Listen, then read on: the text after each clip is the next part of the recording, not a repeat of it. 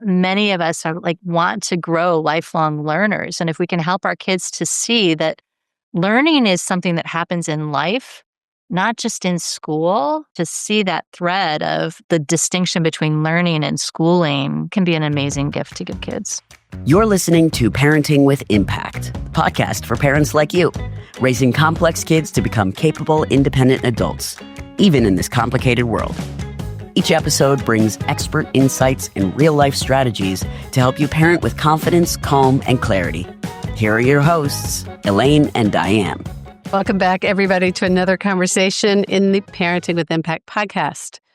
And today we're going to talk back to school because it's back to school season for the majority of people in our community. I know that there's some people in the Southern Hemisphere who are blessedly in a different stage than we are, but for the most part, they've been going for a while, but maybe it's just an opportunity to kind of refresh and go, well, we're 4 weeks in. How are we doing? I was going to say, some of you have been back to school for about a month now. Some of you are just starting in the next week or two.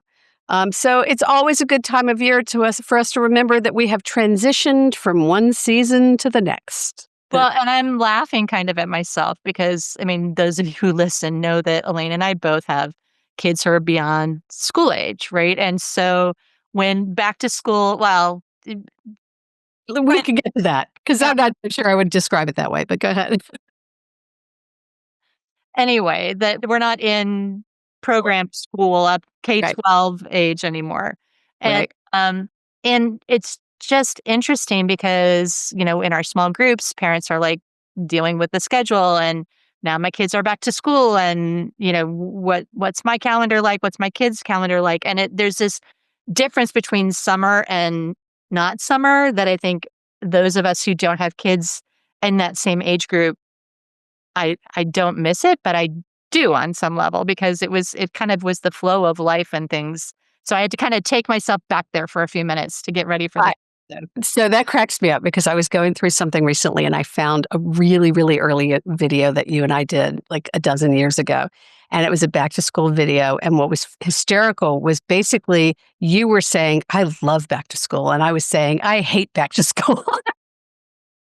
Yeah, no, I used to love back to school. And I think so thank you for saying that because it was for me, it was a universal do-over. Part of what I love and part of one of the tools that I used with my kids a lot was, okay, that kind of let's start over again, right? It's just sort of, and I've never been the kind of person that could just do a start over tomorrow. It's like, because theoretically you can start over in the middle of the day. You could do a start over whenever.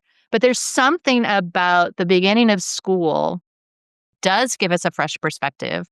And many of us have kids who are really excited and, you know, it can be a very exciting time. And not all of you have kids who are excited to go back to school. We'll talk about that in a minute. But it can be a really great time to regroup, realign, recharge, whatever language you want to add in that. It's spoken like a true executive function mom. Because for you, it's like, oh, here, my structure's back, right? Oh, and yeah. For me, it was like, now I have to get up an hour earlier and I got to start dragging people out of bed. And like, now we got to start dealing with homework. Like for me, it was the school year was torture. And I remember at one point when my son was 9 in January, he used to come to me every year in the school year and he'd say, I'm done. And one year he came to me in January, February, said, I'm done. I'm like, good job. You made it all the way to February this year. And so he would take a slip of cardboard and he would write out all the dates until summer break. And he would start checking off the dates because for him, school was about wearing away back to summer as opposed to the excitement about school. And that's kind of the energy. This is the kid who I always said, he didn't bother to let school get in the way of his education, right? Well, and I think that a lot of us are in that same boat, one direction or the other. I was on the phone with a mom this morning and she was just like, oh my gosh, we're recording this in the summer, just so you know. We're talking about back to school, but we're recording it in the summer. And she's like, we've gotten 47 days done and I've got 47 more to go. Oh, this is just torture, right?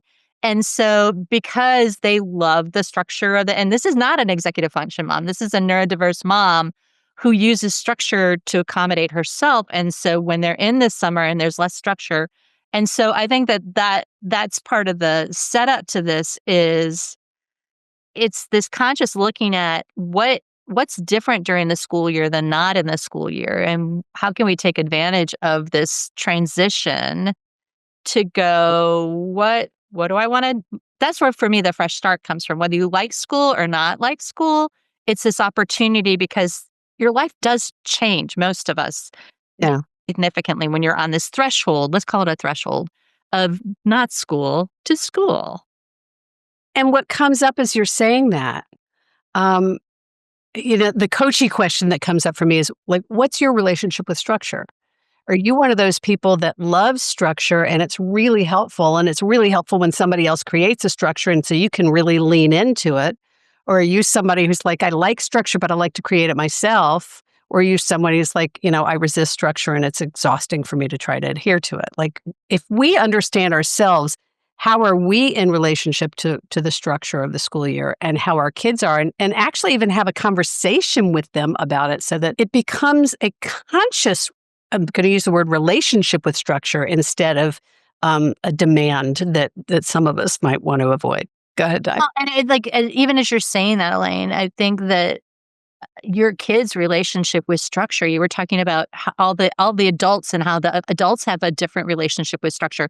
The reality is your kid may have a different relationship with structure than you do. And they may not know what their relationship with structure is because they're too young, or they may be resisting your structure because they really don't want somebody else to impose a structure on them. Or they may, I mean, so there's all of these aspects to it. But what you're describing is that this is really a process of going, okay, what does the family system need, or what do we want to experiment with to help the family system wherever we are? And that's such an important part of what we teach is this sort of how do we look at not like this is the problem, bring in the solution, but this is the problem we think we see. What's really the thing underneath it?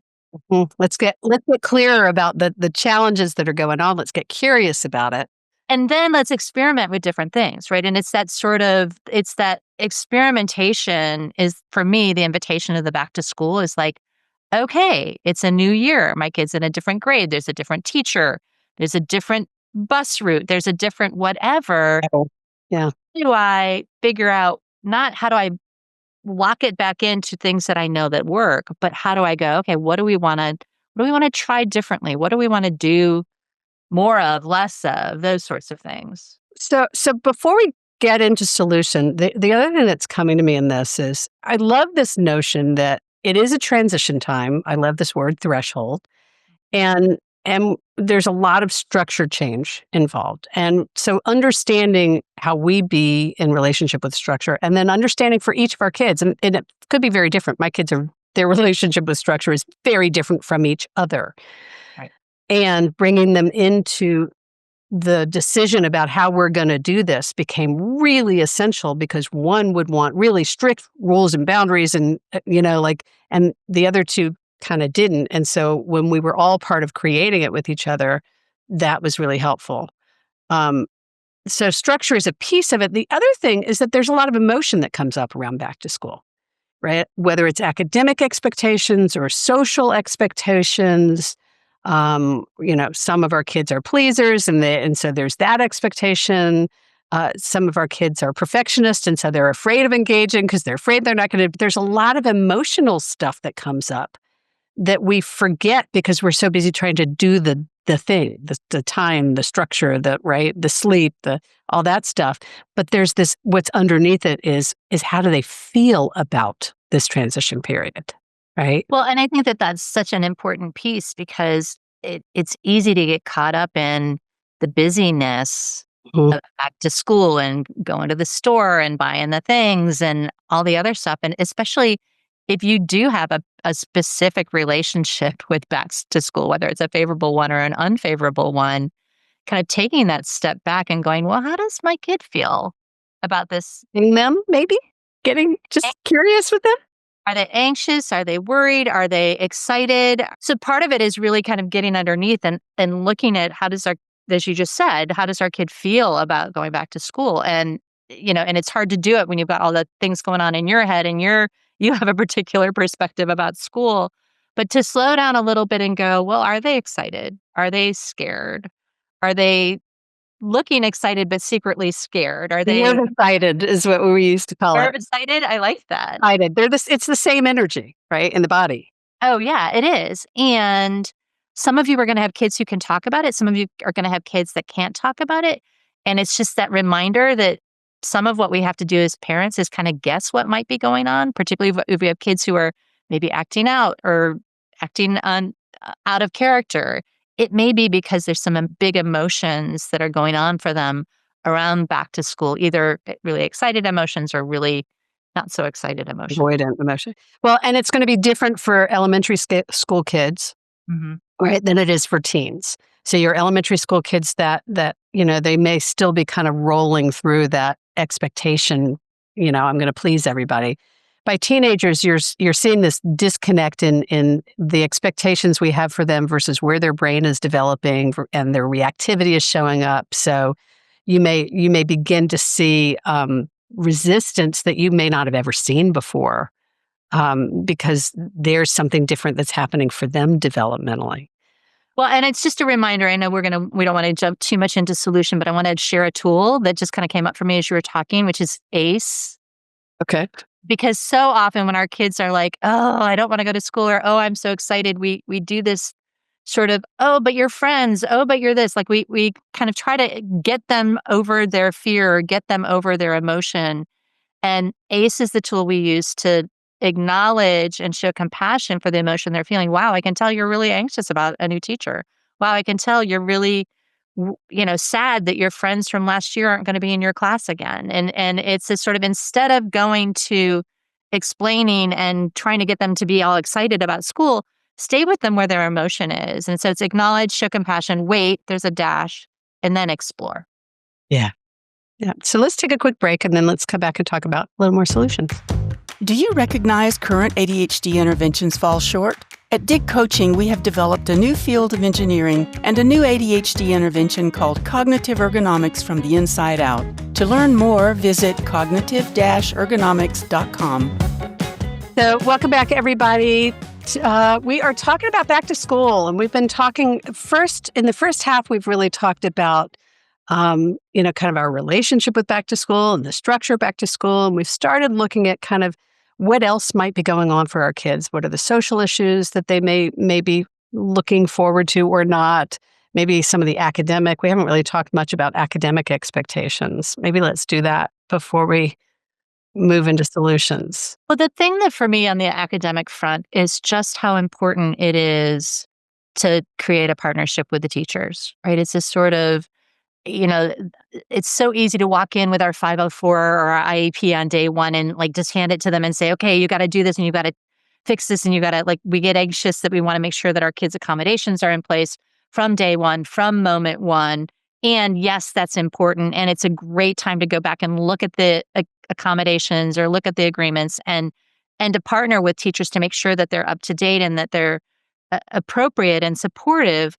And I want to encourage us to slow down a little bit, to go, part of what's going to help you to be as effective with your child's education team as possible is letting them get to know your kid and doing it in a way that, because if you think about it, this teacher's got to get to know 30 kids. 5 kids, yeah. And you can help them do that.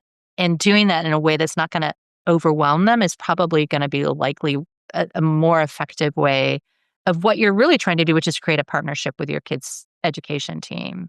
Yeah. My kids went to a school where they always asked, please wait 2 weeks before you. And I loved it that they asked us, those of us, when you had kids with accommodations and special needs, they would ask us to write a letter to the new teacher, but they would wait 2 weeks before they gave it to them. So to your point, the teacher had a chance to really get to know them a little bit. And I would say it worked more than it didn't. There were times where it didn't always work, but it worked more than it didn't, because by the time you come to the teacher saying, this is a challenge area for them, or this is what they're struggling with, or this is how we help them with it, they know what you're talking about. They've seen some of it. It doesn't feel like it's out of the blue. And if it does, and they're like, I don't see any of this, then that's a great conversation to have too, to say, is this a skill area that may have shifted over the summer?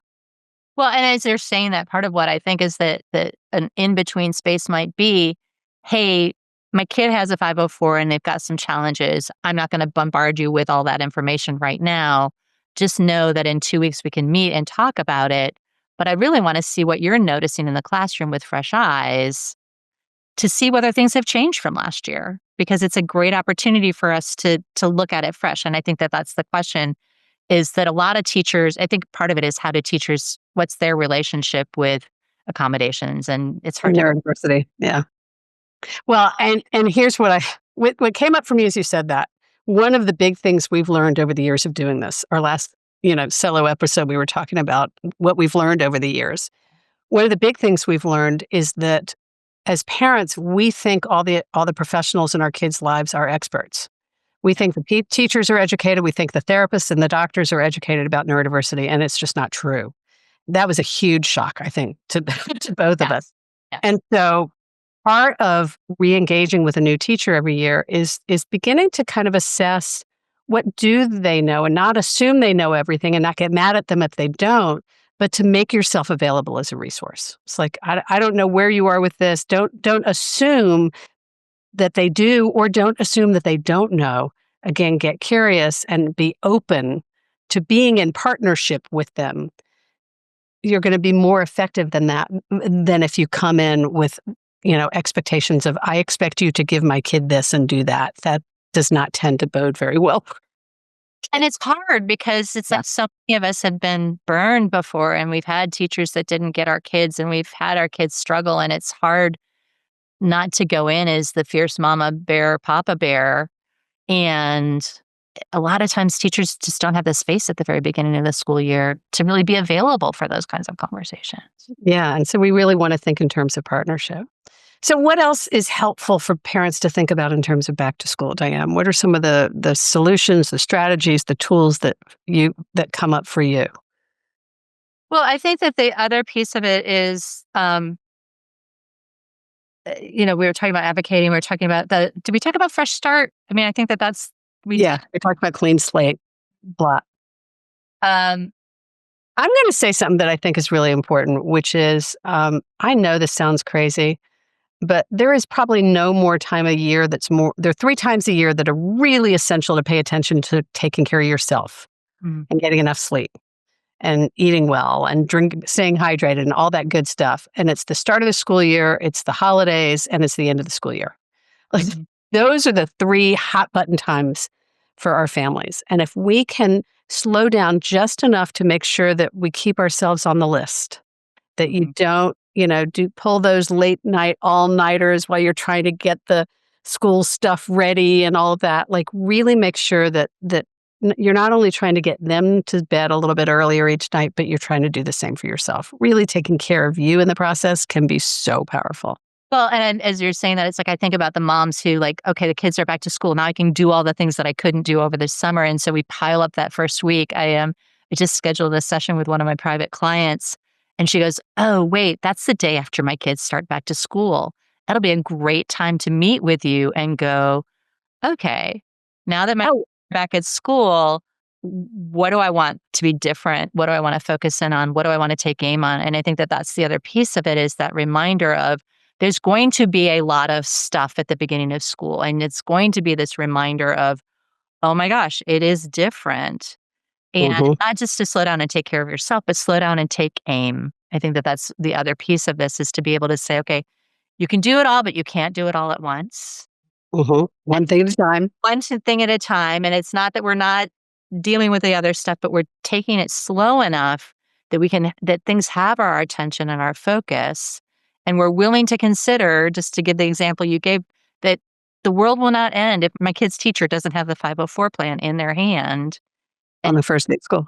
Yeah. First day of school, right? It's a sort of, and there's parts of us that are just like checking off the list and making it happen and all the things. So there's a self-awareness to know kind of, how are you approaching this situation? So I love that. Slow down, take aim on one thing at a time. Don't try to do it all. The other thing that came up for me as you were saying that was, remember we teach this at Sanity School in the systems section, um, don't expect it, whatever system you put in place for mornings or homework or bedtime, don't expect it to work right the first time. Like creating a system takes a little bit of exchange, of trial and error, experimentation, and it probably won't work the very first time you decide this is how we're going to do it. So allow for a little flexibility in your home structures so that you can work together to figure out what does work and what doesn't work instead of we all agreed bedtime's going to be 8 o'clock, computers are off at 7. Like try to allow the flexibility so that you can all figure out what's going to work for your family. Well, and just to put a plug in, if systems and structures are an important part of what you're either struggling with or what you love, we did a masterclass in August 2025 around making systems and structures Work. Oh, that's such a good one. really work. It's a great masterclass.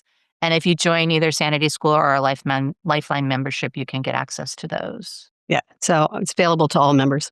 Beautiful. Okay. So we've talked about kind of what we call the marathon mindset. We've talked about flexible structure and self-care. We've talked a lot about mindset shifts. Anything else? Any kind of closing thoughts as we prepare for back to school? No, I think, you know, finding ways to take your kids' lead is the one thing that kind of I want to button back up again. It's just sort of whether your kid's a teen and heading off to college, or a young adult and heading off to college, a teen heading to high school or elementary age, but really find some space to let your kid be who they want to be in the space of starting back to school, and help them figure out, well, what do you want back to school to feel like? What do you want it to look like? What's important to you? Because there's this consciousness of having them figure it out instead of them getting caught up into our rigmarole of what it is that's important to us for back to school. Yeah. Yeah. No, I think that's really true. And what's coming up for me is, you're in the beginning of a process. So, um, so go with it, right? Be in the process of it. Trust yourself, trust your kids, trust that everything is going to happen over time. One of the things that I've learned with watching my kids is that their relationship with it changes over time. And I really tried to prioritize what was important to them about school and what was important to them about their learning, because it is their education. And we want them to want to become an educated person. And I'm sure that you have. I know I have heard many times, why should I have to take that course? That's not going to help me. And, so to understand that's common refrain and a very typical resistance that we get from our kids, and to kind of stay in that place of compassionate support as we support them and collaborate with them on their education, instead of making sure it's not about everybody else's expectations, but making sure they have a role in it because this is their journey. And Oh, I'm sorry.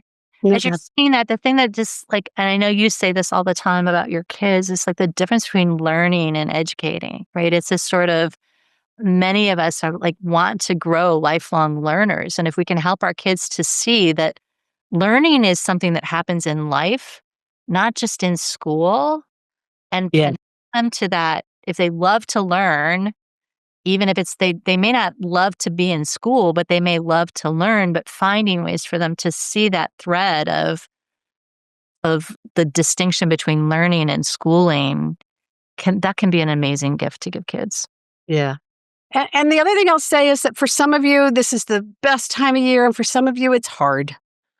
And, and we get that. We know that. What Diane was saying earlier, we invite you, if you're not already a member of our community, we really encourage you to step in this year, get some support, whether it's with us or someplace else.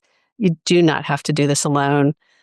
There's no reason to do this alone. There's so much amazing support out there now. And it really helps to be in community and to connect with other parents of kids around the same age of yours, and to understand that everybody's going through this. You just may not be seeing it in your home community, but I guarantee you there are tens, hundreds, thousands of other parents going through the issues you're going through all over the world.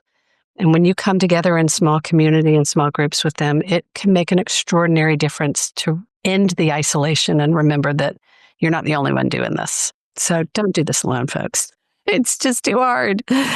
So before we close, take a minute and reflect on the conversation Elaine and I just had. Is there an aha? Is there a takeaway? Is there a heavy sigh? What do you want to take away from this conversation today about back to school? And as always, what do you want to do with that information? We're always encouraging you to take the information, integrate it, and implement it. How do you want to apply it to your life in the coming weeks? And thank you for what you do for yourself and for your kids. At the end of the day, you really do make a difference. Take care, everybody. You've been listening to the Parenting with Impact podcast with Elaine and Diane. For more information on the Impact Parents community or to join Sanity School for Parents, please visit impactparents.com. If you like what you've heard, please share this podcast with friends who need similar guidance and subscribe wherever you listen to podcasts.